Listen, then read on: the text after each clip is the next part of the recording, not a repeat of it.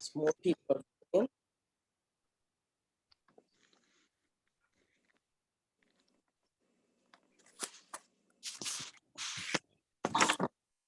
Whenever you're ready, Jane.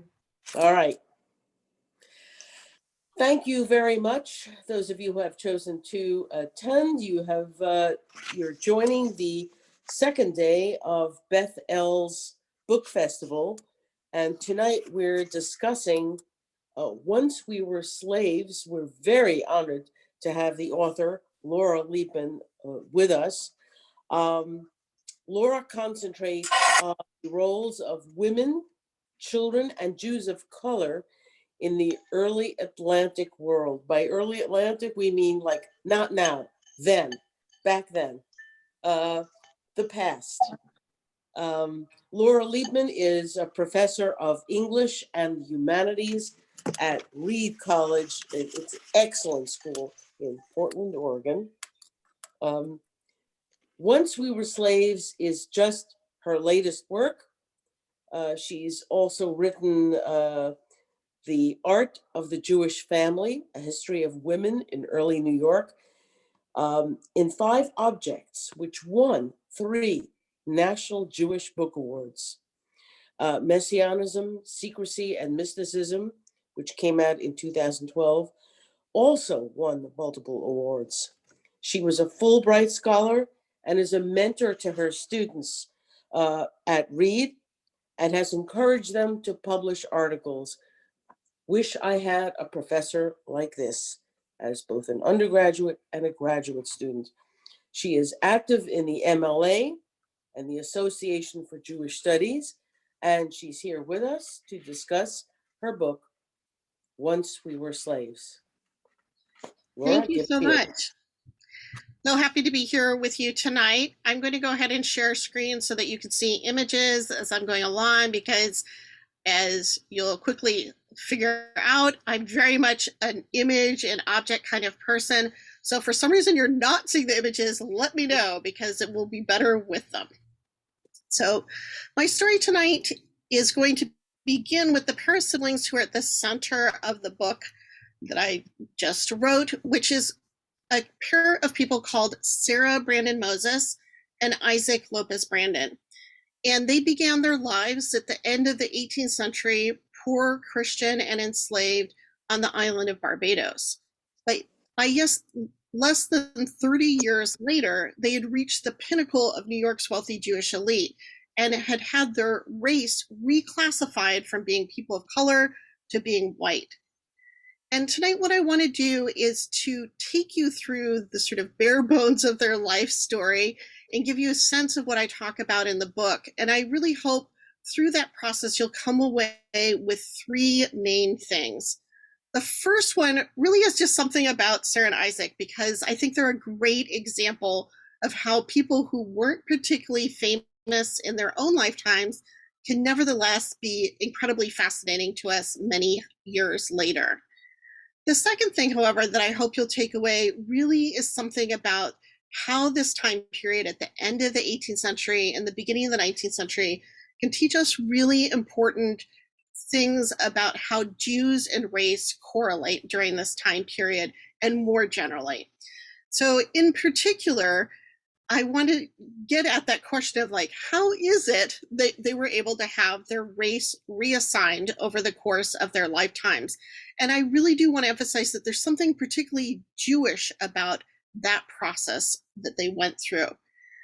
In particular, generally when people talk about people who are racially ambiguous, they often will do it under the guise of what's called passing. And some of you may have even seen the recent Netflix movie that was about Nella Larsen's novel of the same title.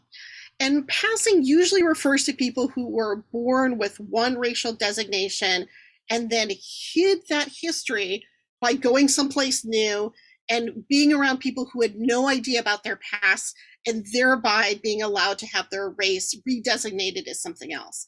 And I really want to emphasize today that that's not the story of what's happening with Sarah and Isaac. And this is where the Jewishness comes into play, because every single place around the Atlantic world where Sarah and Isaac landed, there were other people were part of the Barbadian Jewish community who knew about their early history of being enslaved and their partial African ancestry. And yet, their race was able to be reassigned in spite of that. So, really, that aspect of everywhere you go, people know your history is really very specific to the Jewish part of this story in the ways in which Jewish communities in the Atlantic world were very intertwined in ways that other communities were less so. The third thing that I'm hoping you'll take away, other than this, something about Sarah and Isaac and something about race, is something about the history of multiracial Jews across the larger history of the Americas. So today we often talk about recent surveys of American Jewish communities and the surge of people who identify as either multiracial or non-white. And depending on where you live, that can be somewhere between 9% of Jewish communities, or particularly on the West Coast, as much as a quarter of Jewish communities. So really pretty vibrant part of American Judaism today. What I'm hoping to show through the example of Sarah and Isaac's history is we should be thinking about the longer legacy of that history of Jewish diversity in the Americas, not as something that just happens, say, after the 1970s, but something that's always been there as part of American Judaism, and something that makes American Judaism distinctive from Judaism in other places. So with those three things in mind, I want to go ahead and start with where Sarah and Isaac's lives began, and that is in the southeastern part of the Caribbean on the island of Barbados.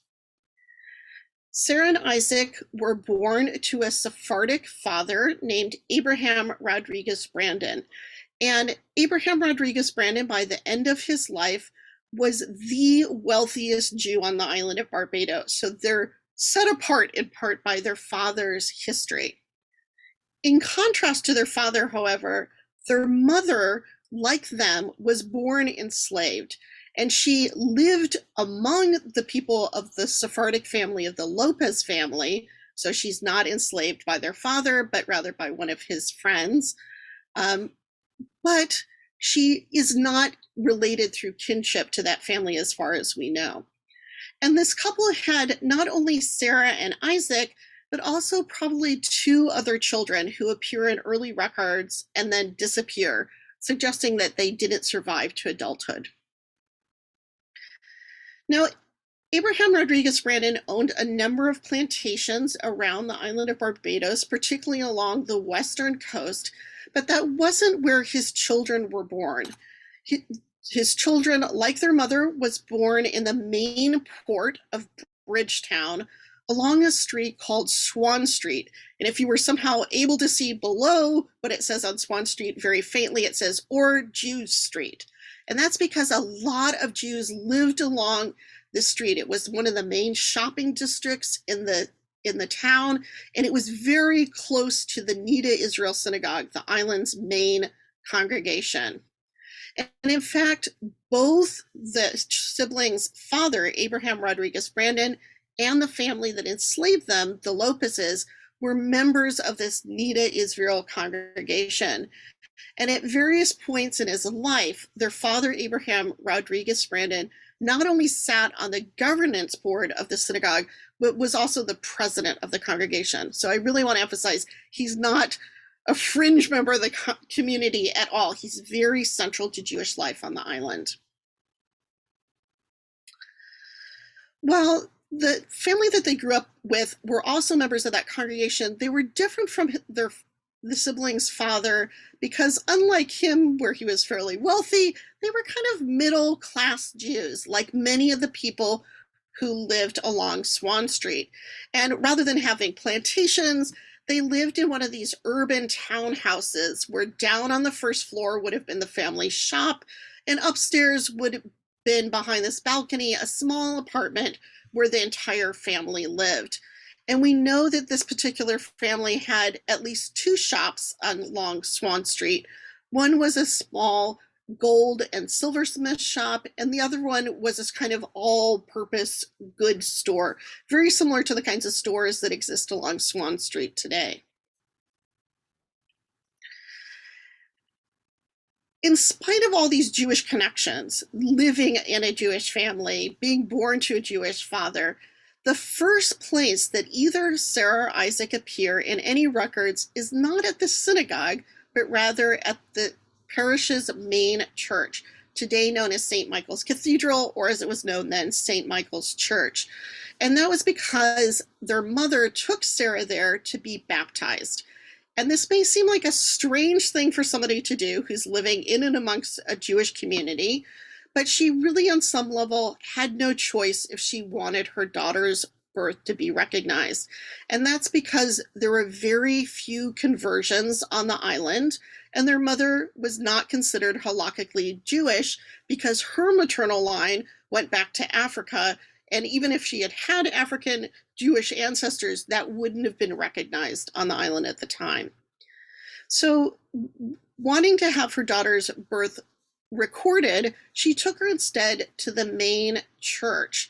And this had a couple of drawbacks and benefits. So, first, the benefits. The benefits were that this was really an important strategy from the siblings' mother's perspective in terms of securing future rights and privileges for her daughter.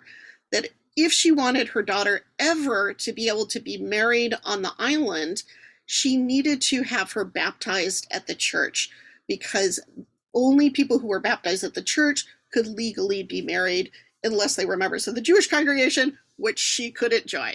So really, she's giving her this opportunity that neither the siblings' mother, nor grandmother, nor great-grandmother had ever been able to do. And it was really a protective gesture in that sense to have her baptized.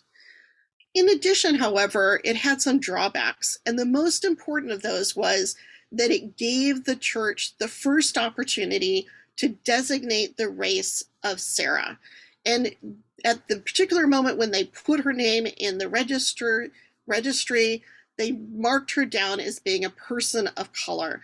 And had she remained on the island, that racial assignment would have followed her for her entire life and would never have been able to be changed because of the way race was understood on the island. If you had any African ancestors, you were always a person of color, no opportunity for change during this time period. So again, advantages, but also drawbacks to taking her to that church to be baptized.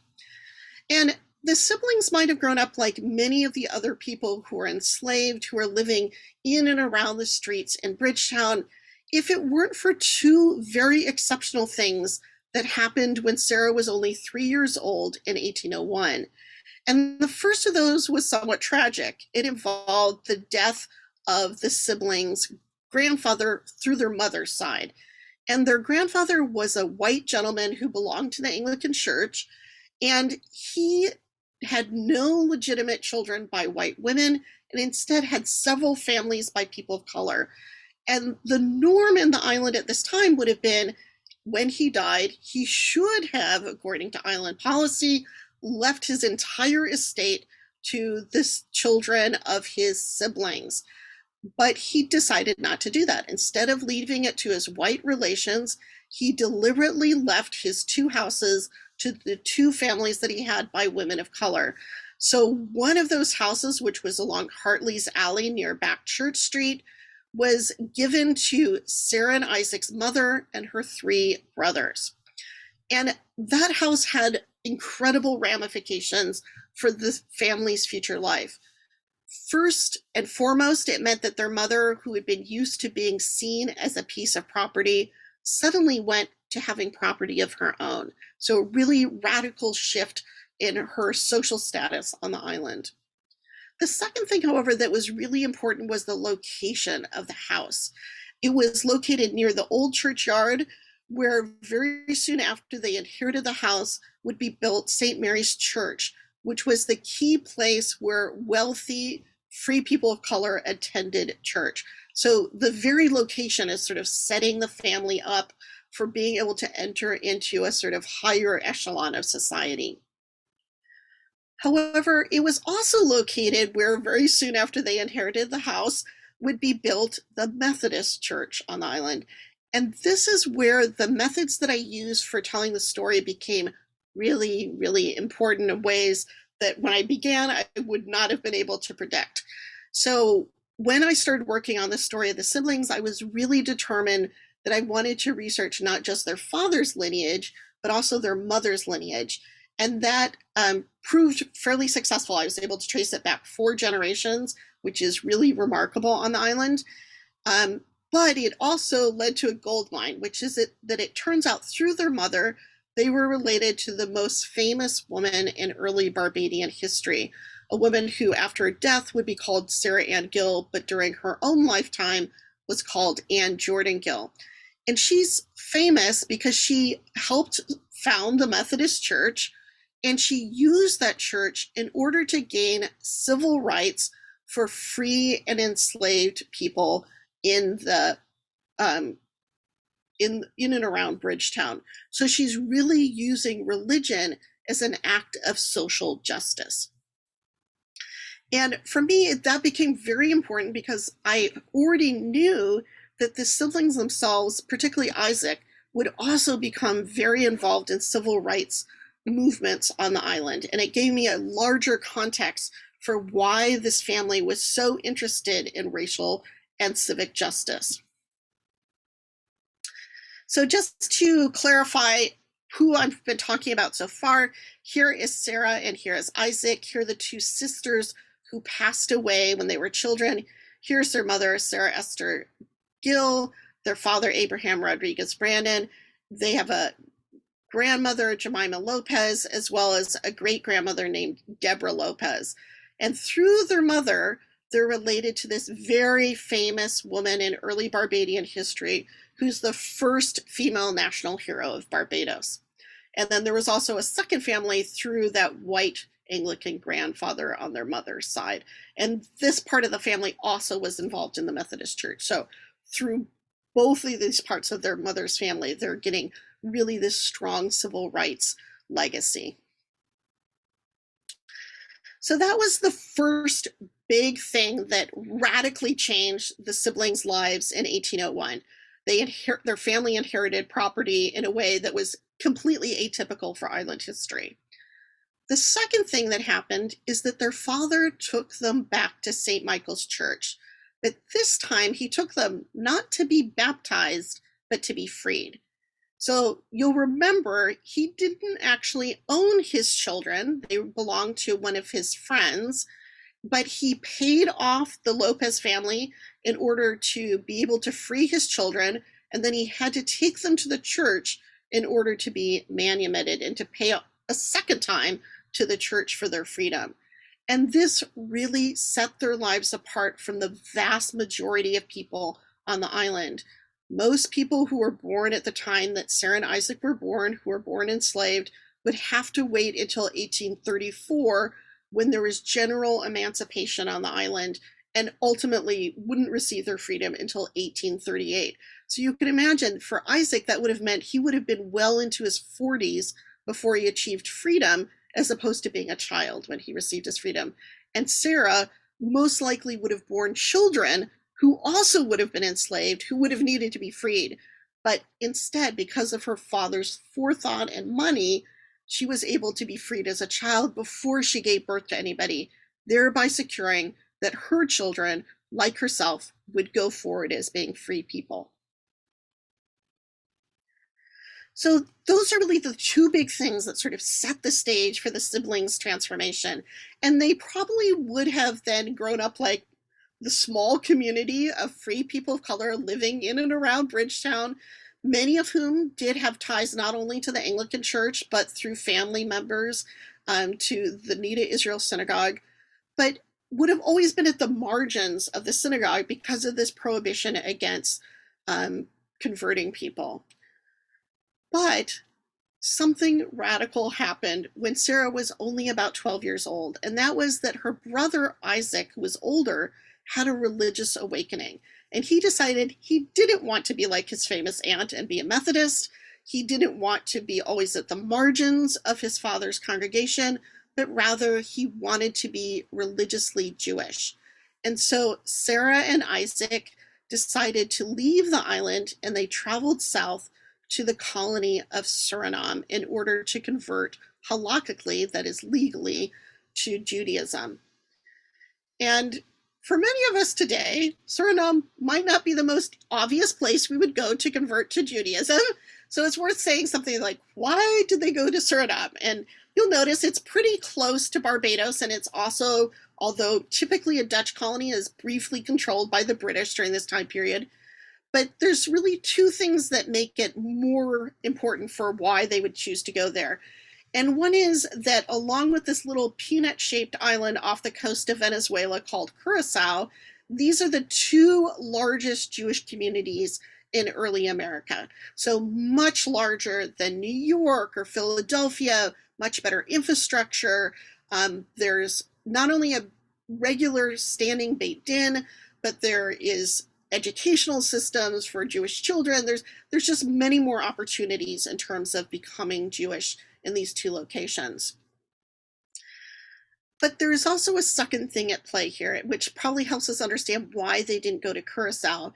And that's that unlike Curacao, Suriname had the largest community of multiracial Jews anywhere in the Americas. And that makes it a really important place for the siblings to decide to go to convert, and much more easy for them to become part of the Jewish community more generally. So when the siblings showed up, they settled in this main port town of Paramaribo.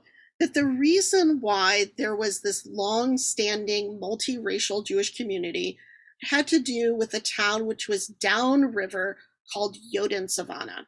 And Yoden Savannah, or Jews Savannah, had been a plantation town that had been set up by Jews very early on in the colonial period and was quite prosperous for a number of years.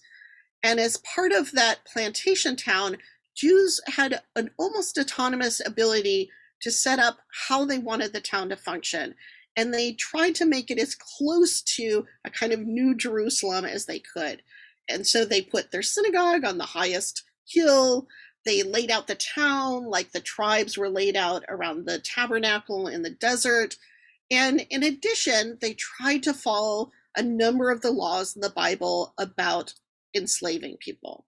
So unlike in other places, they were really trying to both circumcise and convert people to Judaism who had been enslaved, particularly if those people happened to have a Jewish father and he had no other descendants. So we have a sort of skew in the population towards people with Jewish fathers. And because of this, by the time the siblings arrive in 1811, over half of the community probably had at least one African ancestor. And that's really an extremely diverse community, even by today's standards. And although this town was largely responsible for some of that early diversity, the siblings actually came to this main port of Paramaribo as there had been a lot of violence down in the town and most of the people had moved up to the main port. When they got to this main port, they really had a choice about where they wanted to convert to Judaism because it was such a large Jewish community. There was not one but two main synagogues in the town. And they chose to go to the Portuguese synagogue, or the Sephardic synagogue, as we might call it today. And that choice made a lot of sense. Their father was a Portuguese Jew, and so they were very welcome at that congregation. But it's also worth noting that had they had a choice and they didn't have a Sephardic father, it would have been really a good deal to be converting to Sephardic Judaism for this time period, because most Jews in the colonies tended to see Sephardic Jews as the classier Jews, the people who had more status. So you have people like Mordecai Emanuel Noah, who's an early Jewish statesman. Of his grandparents, 3 of them are Ashkenazi, but if anybody asks him what he is, he says he's Sephardic. So really this bias towards wanting to be Sephardic, because those are the classy Jews.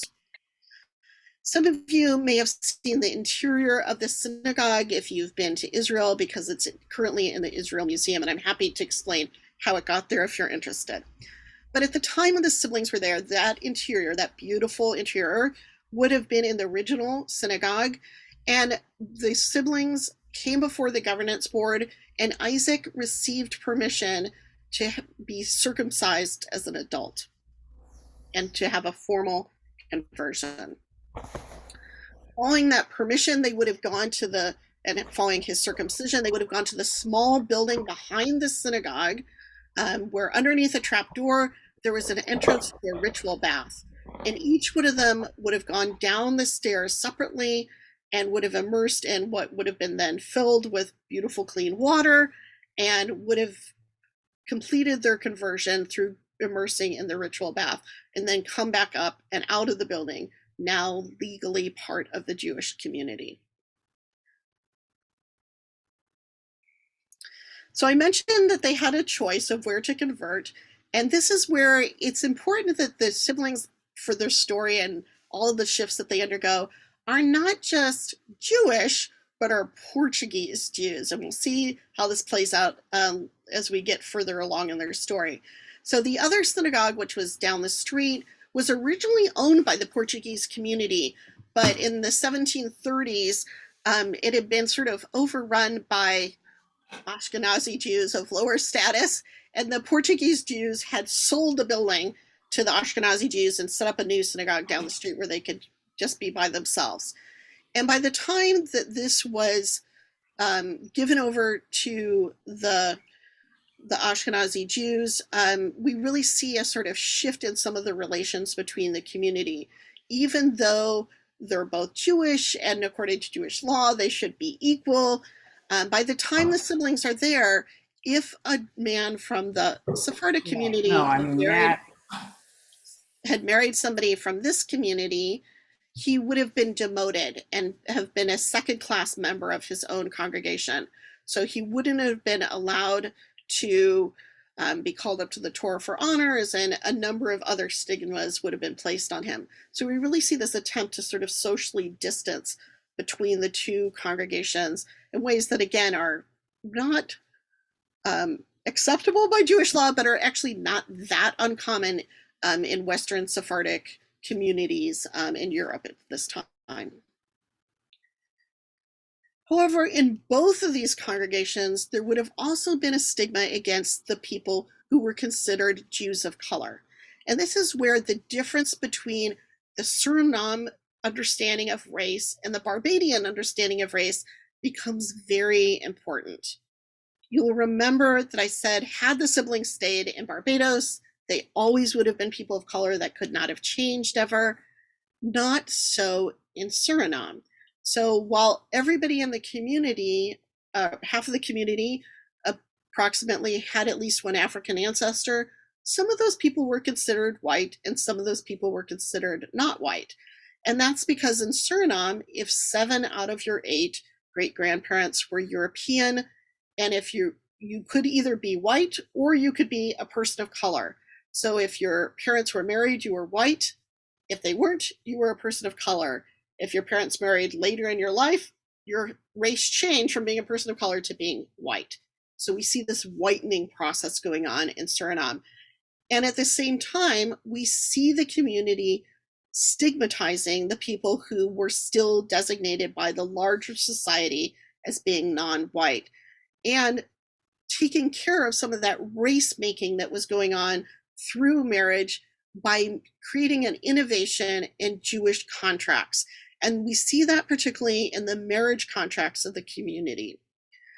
Again, this is not at all what you're supposed to do according to Jewish law, but they added a phrase into the marriage contracts to indicate when people had enough African ancestry that they were considered people of color.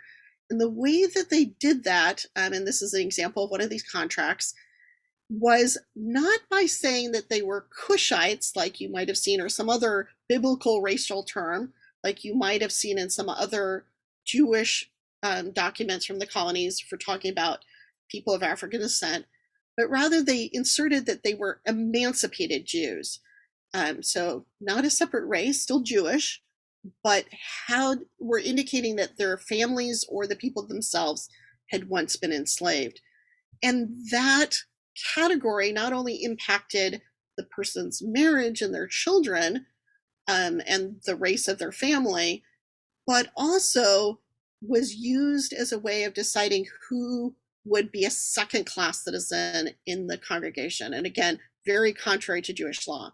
So if you were designated an emancipated Jew, you had to sit in the bad seats in the synagogue, you were buried in the swampy part of the cemetery, you could not be called up to the Torah for honors or to read, and in addition, you couldn't vote in any of the synagogue discussions in order to change those policies.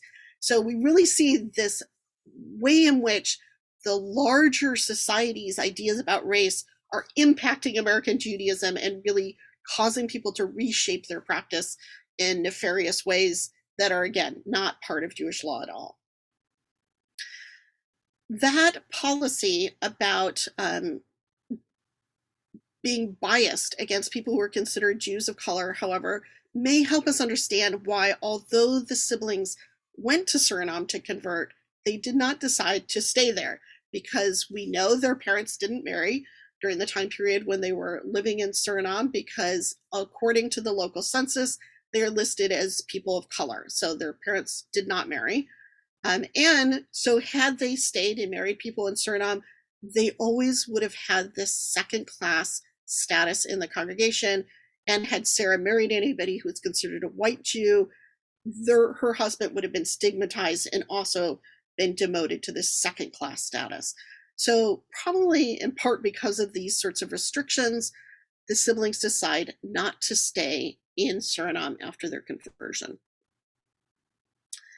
Really important to note that the people who formed part of the community of Jews of color during this time period did not take these sorts of biases against them sitting down. In fact, in the 18th century, they formed their own group called Dar HaYesharim, the Path of the Righteous, which was considered a brotherhood. It was a space where people who were considered emancipated Jews could still have all the honors that they should be receiving, could learn the Torah, could be buried appropriately without these kind of stigmas.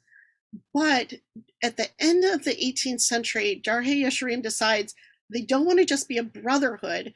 They would actually like to have full synagogue services.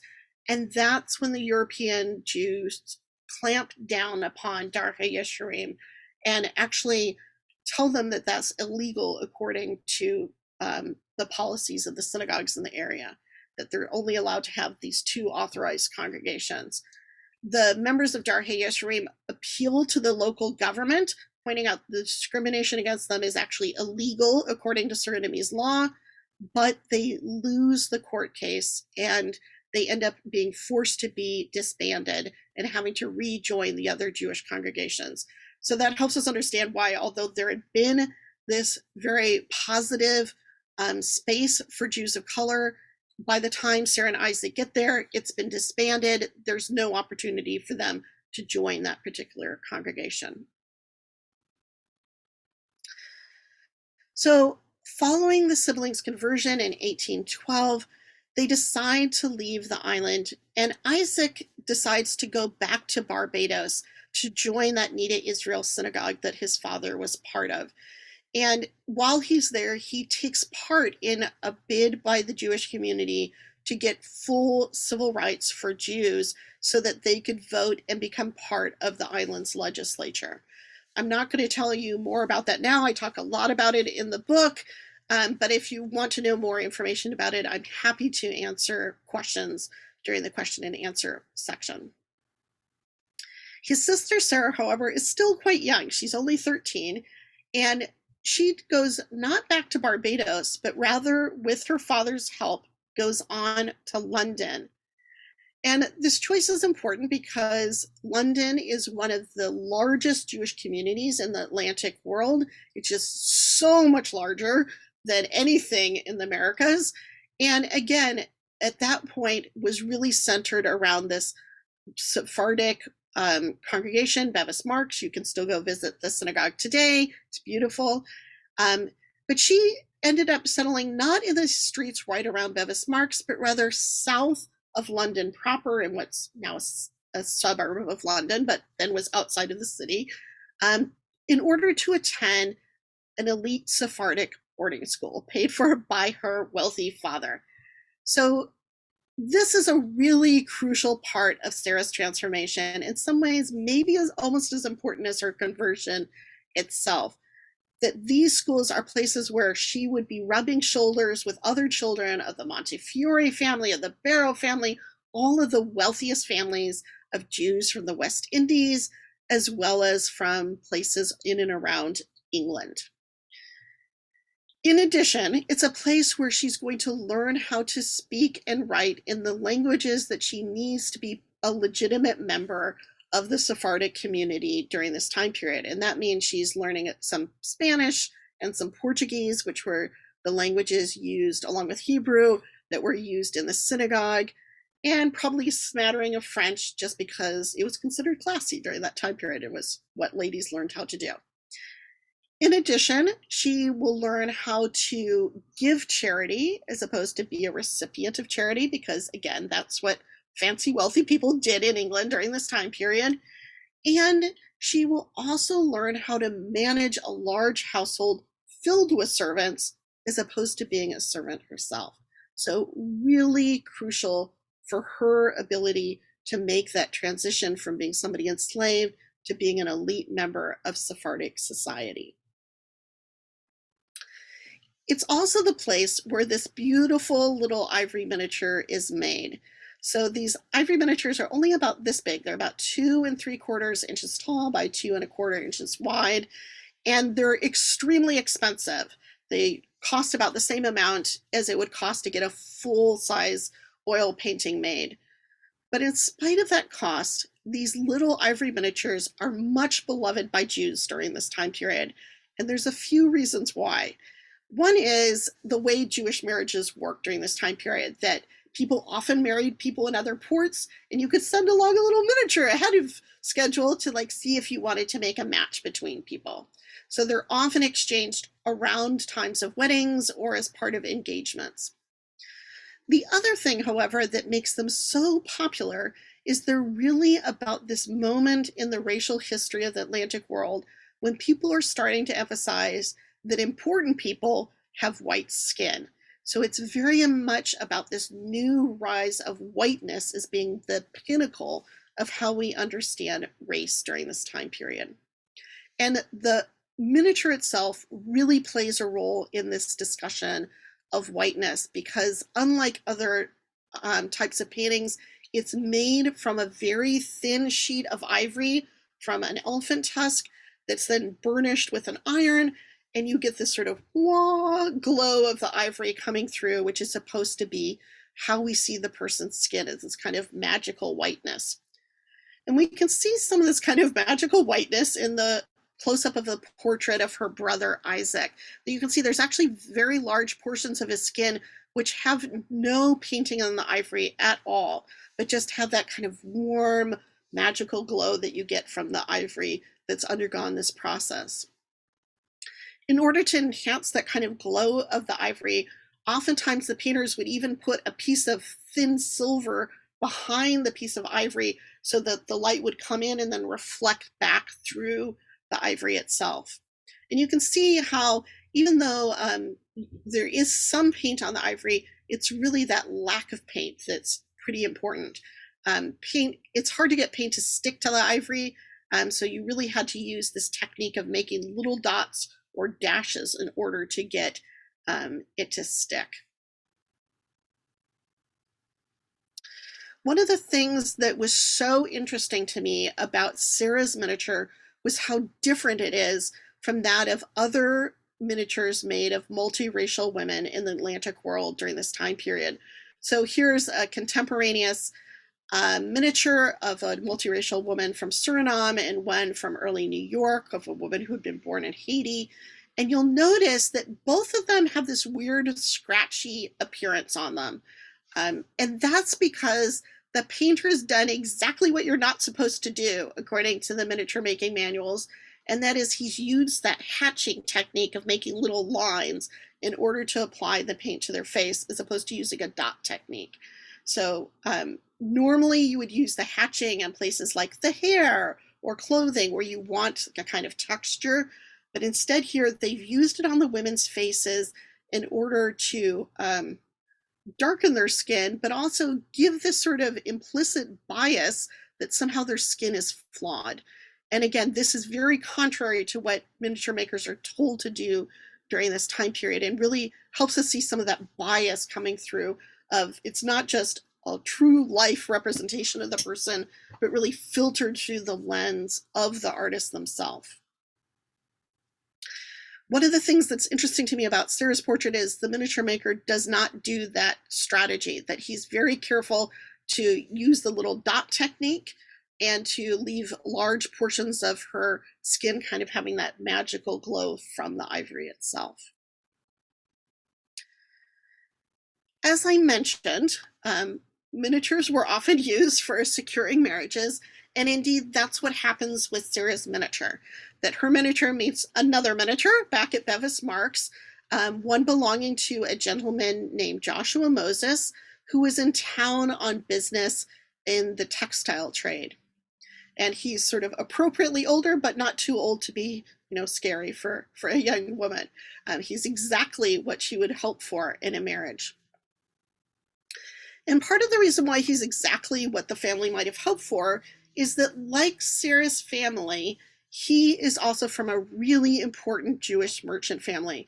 His father, Isaac Moses, is the most important Jewish merchant in early New York, just like Sarah's father is the most important Jewish merchant in Barbados. So we get a sense that it's in some ways a marriage between the two fathers-in-law as much as it is a marriage between the spouses themselves. And one of the ways that we know that it's such an important marriage for the fathers is that Sarah's father gives her not just a sort of normal dowry for the time period, but a 10,000 pound dowry. So anybody who's seen or read a lot of Jane Austen will remember Mr. Darcy has 10,000 pounds a year, and I'm sure many people are like, is that a lot of money? And the answer is yes, that is a huge, huge amount of money. So 10,000 pounds is about $30 million worth of purchasing money today. So just a huge dowry for her to be given. By contrast, Joshua's own mother came only with $1,000 dowry, much, like less than 10 times the amount that he was receiving as the dowry for this marriage. So in addition to being super cute and being young, she really comes with all this incredible wealth that she's bringing to the marriage. But she also brings something really important, which is that Portuguese ancestry. And this is where the understandings of race have shifted some since we were in Suriname.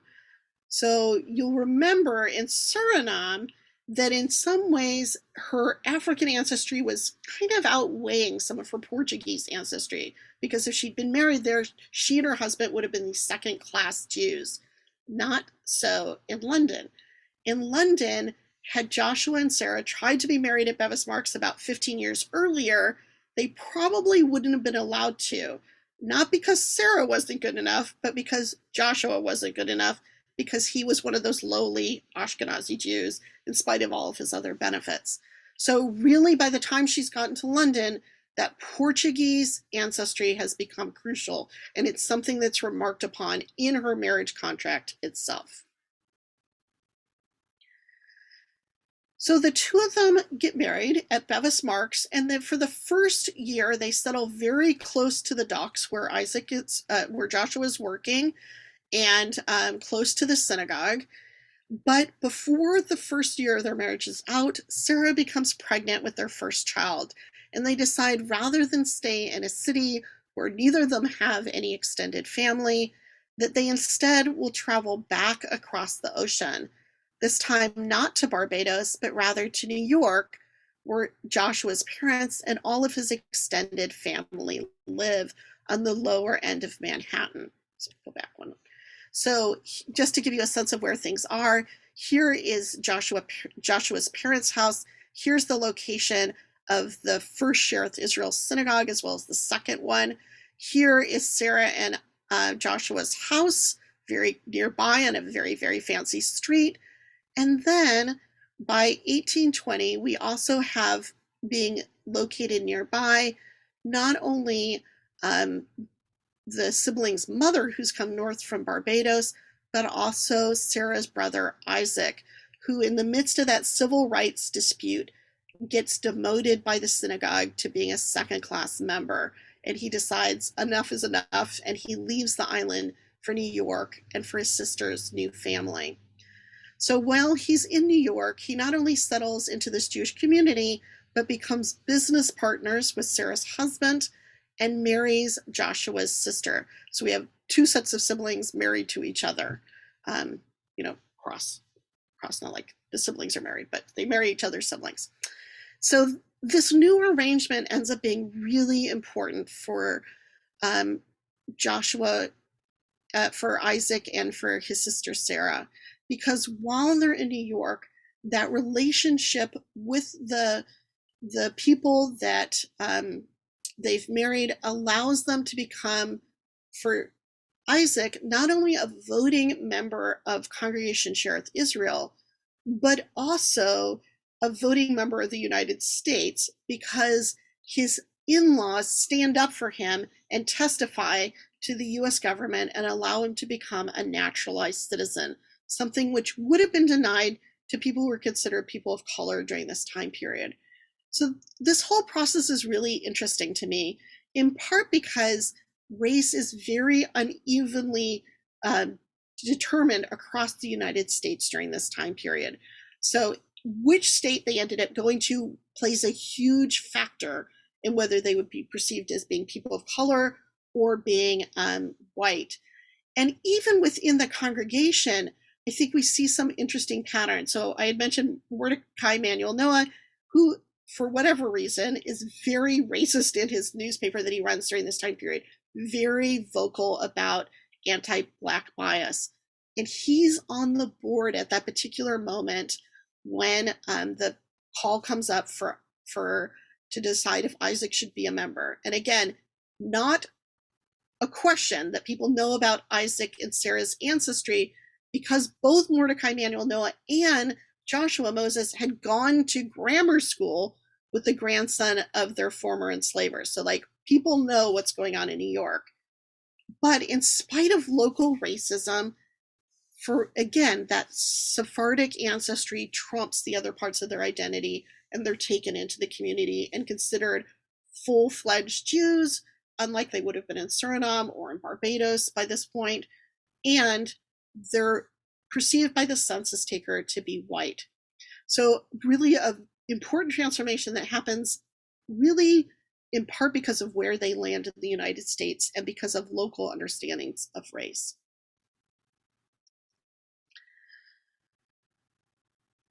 I mentioned that when Sarah left, she was pregnant with their first child.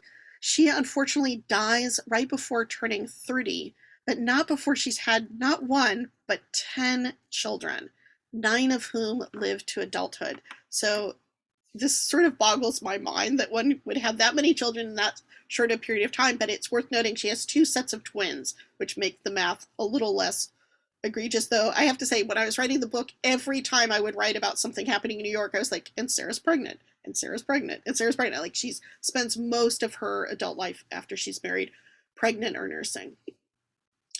So of those children that she has, all of them become really embraced by the Jewish community. Her only daughter, Raina, is one of the early female teachers at the synagogue school for the poor, so the sort of wealthy ability to help the later generations.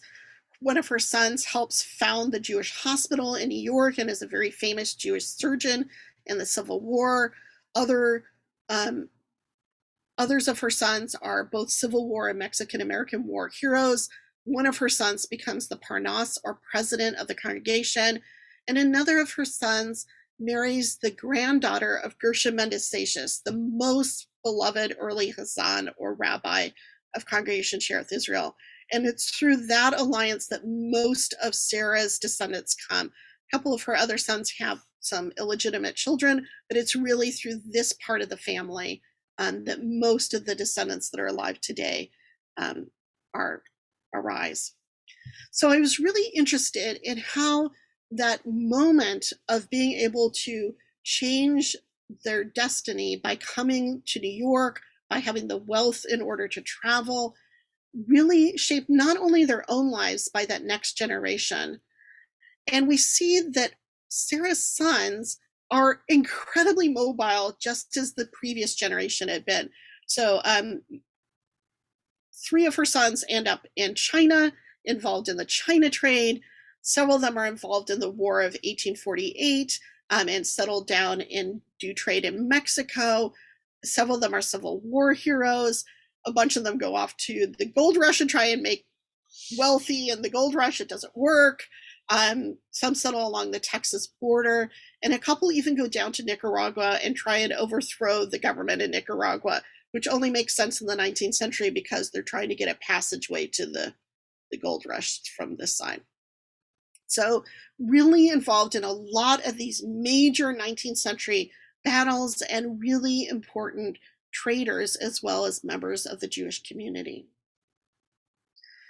So for Sarah and Isaac, that moment of being able to travel and being able to transform their own lives is passed on to that next generation who, through their parents' transformation, now are able to serve in the military as whites, and in some cases attend places like Columbia Medical School, or what will become Columbia Medical School, even though that was forbidden to people of color during this time period.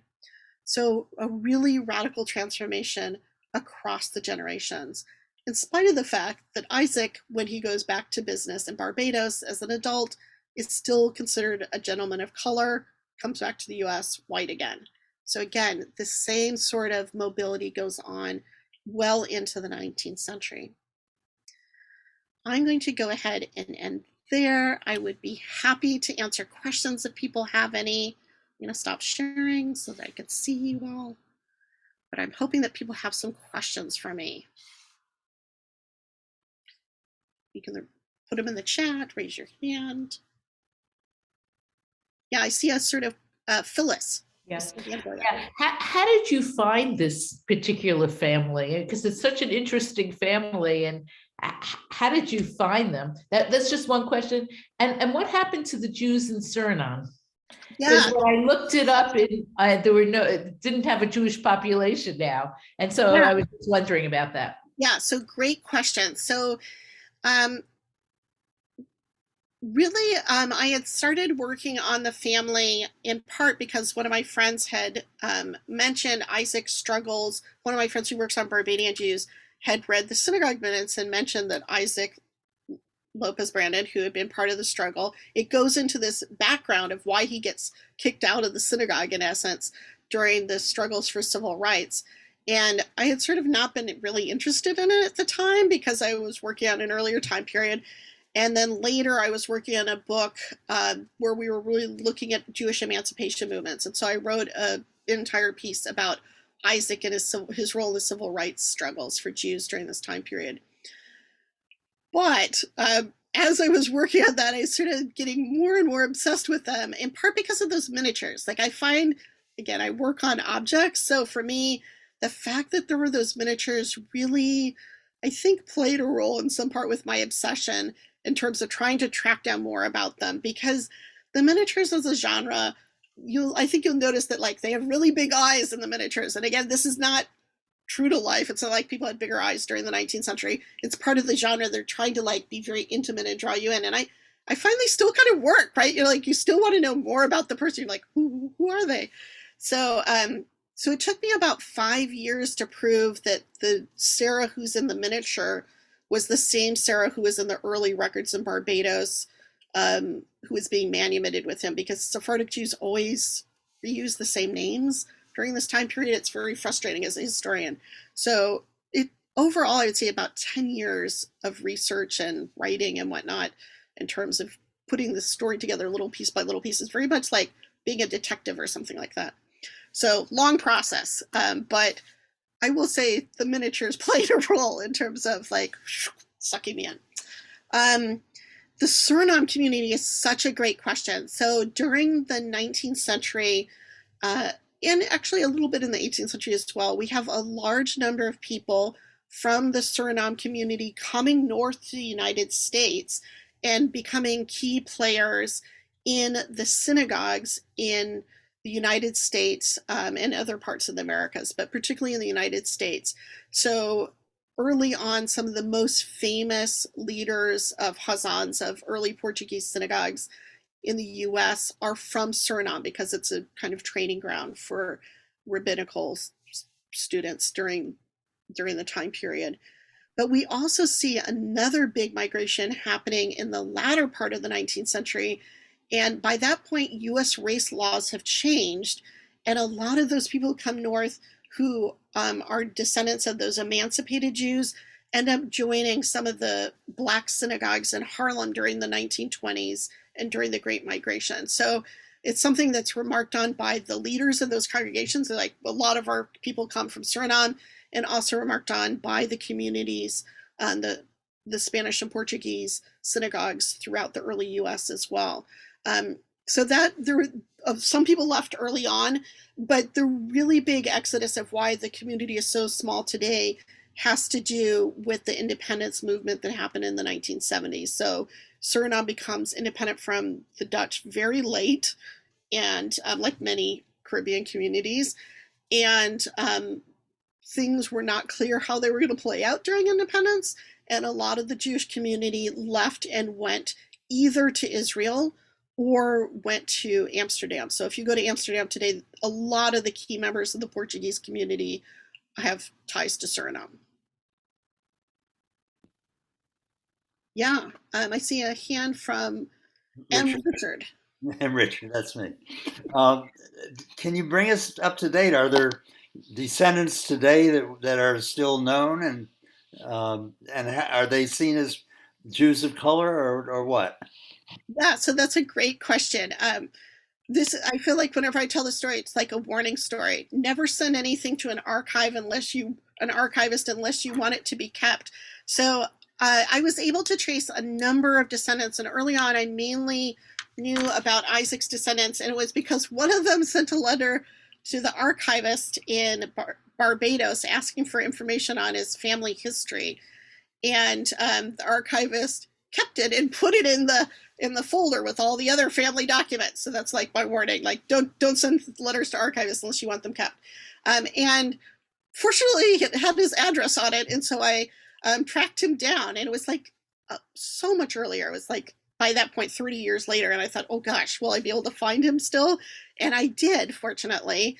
And I was able to meet up with him, and I talk a little bit about it in the book. He was super, super sweet gentleman. He was very interested in Abraham Rodriguez Brandon. He was a descendant through Isaac. Isaac's only has one child that lives to be an adult, a son. And as soon as Isaac dies, his son marries the girl next door and converts to Episcopalianism. So all of Isaac's descendants are not Jewish. And so when I sent the message to one of Isaac's descendants, the first one I met, I said, I have some really cool stuff for you. I think I have part of your history that you don't know about, and I have some great pictures to show you. And he said, oh, let's meet up at the St. Nicholas Society in New York, which I had never been to before, but is basically for people with really old New York ancestry. And I was like, oh, it's like for people with fancy genealogies, right? And it was in the same building as like Daughters of the American Revolution Society, whatever. So I was like, this might not go so well. But he was so excited to find out about Isaac and the history of slavery, in part because his son is a civil rights lawyer. So he's like, oh, it like comes all around. Here he was involved in all these civil rights disputes, and it's part of the family legacy, and it's still playing out today. So that was super sweet. He unfortunately passed away before the book came out, which was very sad.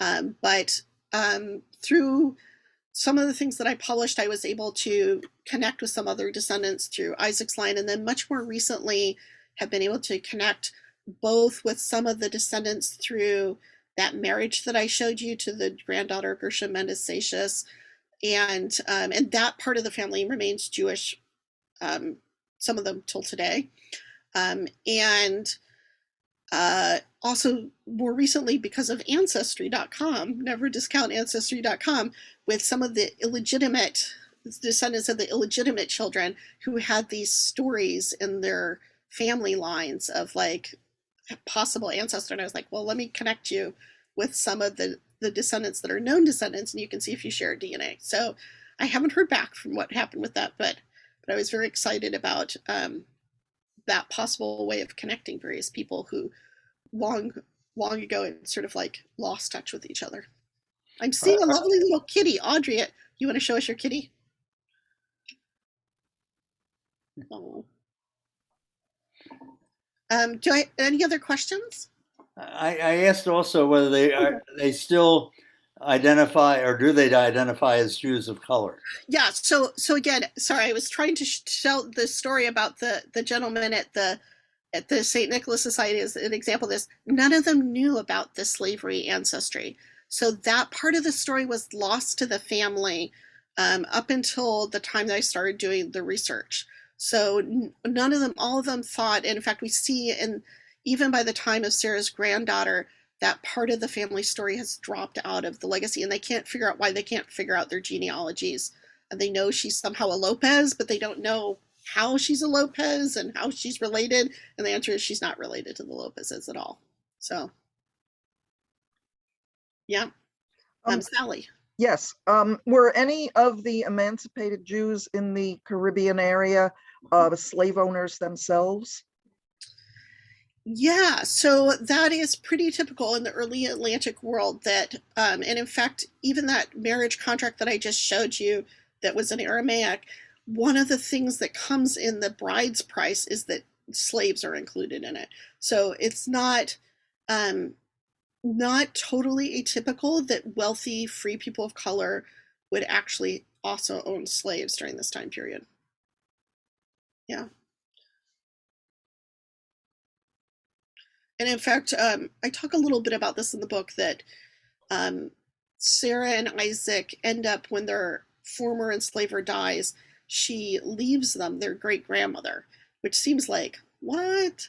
But is very much a gesture of trying to have somebody take care of her without having to pay for her freedom. So pretty common that, particularly when people are elderly, that they get left to relatives as a gesture of making sure that there's somebody who will be able to take care of them. So some of the time people are enslaved by free people of color when they're enslaving their relatives, not to make them work, but to take care of them when they can't pay for the freedom, because it's very expensive to free somebody. But other times it's because they're wealthy and they don't see any problem with slavery. So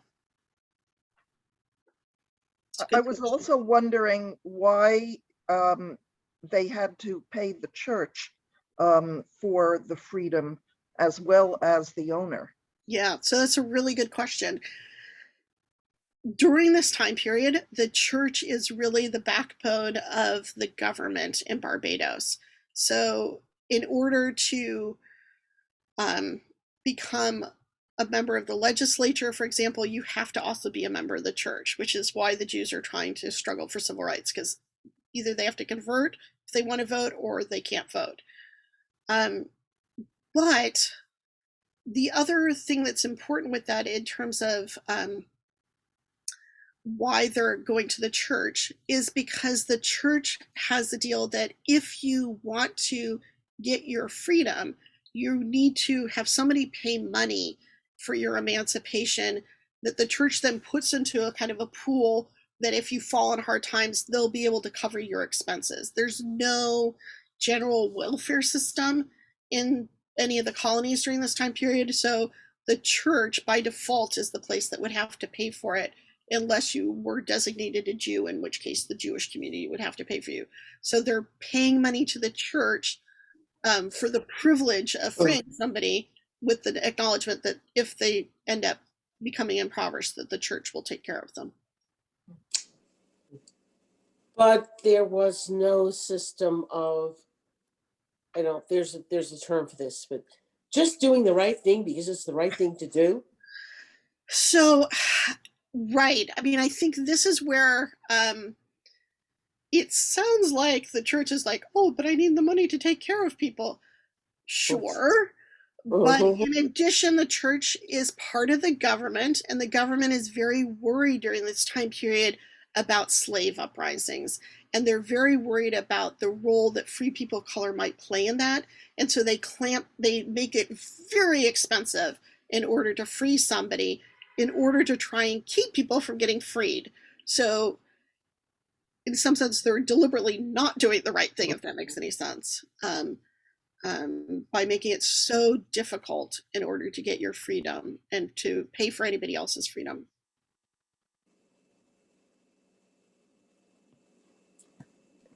There are parallels today, obviously. Yes, right, absolutely. Yeah. Any other questions from people? If anybody has not read this book, you might, it's like a detective story as well as history, but it's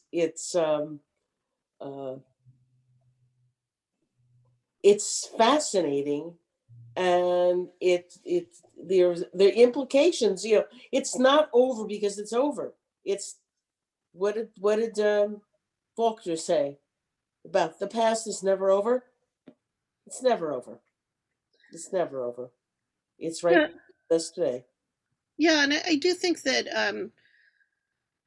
there are ways in which, for people more generally, that I do think that sometimes I don't know how many of you are interested in genealogy. It's sort of an important pastime for many people, but I do think there is a way in which going and looking through the actual records can help with some of these myths that come down through the families as well. So one of the myths that I heard from Isaac's descendants was that that part of the family had been estranged from the Jewish part of the family after one of their ancestor had converted to Episcopalianism, and that they really didn't talk, and that they were sort of discriminated against. They were much wealthier, but yeah, discriminated against in the sense because they weren't Jewish. And that was something that actually totally didn't pan out in terms of the archival records, that the records were incredibly sweet about the relationships between the two sides of the family, and very, very concerned for each other. And I think there's a way in which sometimes we inherit all these stories about the past. And when we start to actually look into them and look at what people were leaving behind, it can help us get a sense of things are always more complicated, but sometimes actually much more forgiving than we imagine people in the past might have been about lapses and whatnot in terms of the family lines. So, Well, thank you very, very much, Laura, for sharing sure. your expertise and your enthusiasm with us. And thank you very much to everybody who's come this evening. We invite you to come back tomorrow for more fascinating books at the Bethel Book Festival. Thank you so Good much. night. Good night.